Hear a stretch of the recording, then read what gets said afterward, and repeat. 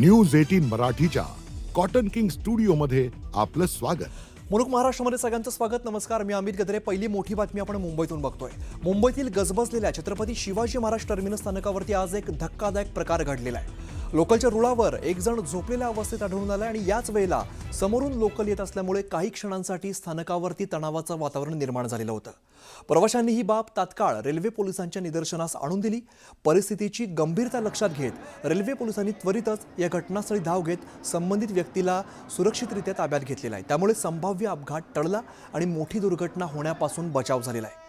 या घटनेनंतर काही काळ प्लॅटफॉर्मवरील हालचालींवरती नियंत्रण ठेवण्यात आलेलं होतं आणि रेल्वे पोलिसांकडून संबंधित व्यक्तीची चौकशी सुरू असून तो प्लॅटफॉर्मवरती कसा पोहोचला याचा तपास केला जातोय।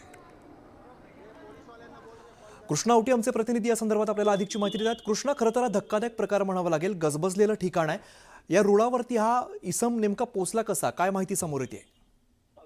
अमित, छत्रपती शिवाजी महाराज टर्मिनस येथे जे आहे ते लाखोच्या संख्येने मुंबईकर जे आहे ते प्रवास करत असतात। त्याच दरम्यान एक घटना अशी घडली की एक अज्ञात व्यक्ती येऊन थेट रुळावरती जी आहे ती झोपलेली पाहायला मिळाली। त्यानंतरच एकंदरीत असं देखील माहिती समोर येत आहे की ही व्यक्ती मद्यधुंद अवस्थेत देखील होती आणि एकंदरीत पाहायला गेलं तर हा रेल्वे रुळावरती झोपल्यानंतर अगदी रेल्वे जी आहे ती स्थानकात येत असताना त्या दरम्यानच हा जो अज्ञात व्यक्ती होती ती त्या ठिकाणी झोपलेली पाहायला मिळाली। त्यानंतर एकंदरीत सर्वच प्रवाशांमध्ये आणि त्याचबरोबर रेल्वेचे जे मोटरमन असतील यांच्यात देखील जे आहे ते संभ्रमाचं वातावरण निर्माण झालं, गोंधळाचं वातावरण त्या ठिकाणी निर्माण झालं।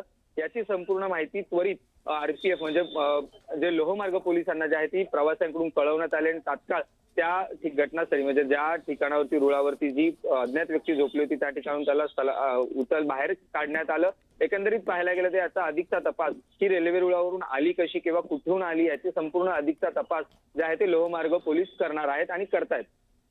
बरं कृष्णा, धन्यवाद या सगळ्या सविस्तर माहितीसाठी।